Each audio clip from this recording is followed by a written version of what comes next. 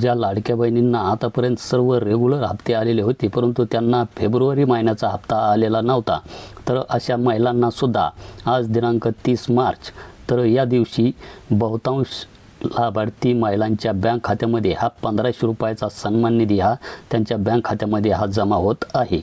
तर मागील 2 ते 3 दिवसामध्ये 70% लाभार्थी महिलांच्या बँक खात्यामध्ये हा सन्मान निधी हा जमा होऊ शकला नाही। काल रविवार होता, तर आज वितरणाचा 4था दिवस आहे, म्हणजेच काल रविवार असल्यामुळे तो दिवस आपण सोडून द्यायचा, तर आज वितरणाचा 3रा दिवस आहे। तर आज जवळजवळ सगळ्याच लाभार्थी महिलांच्या बँक खात्यामध्ये हा जो काही 1500 रुपयाचा सन्मान निधी आहे, हा सन्मान निधी जमा होणार आहे। त्याचप्रमाणे ज्या लाडक्या बहिणींची ई-KYC करताना चूक झाली होती, तर त्यांनी ई-KYC ही बरोबर केली।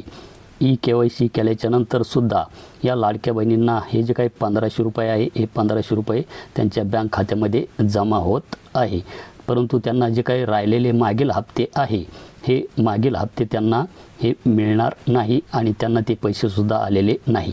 तर आपल्याला सुद्धा हे फेब्रुवारी महिन्याचे 1500 रुपये आलेले आहे की नाही हे कमेंट सेक्शनमध्ये नक्की कळवा। धन्यवाद।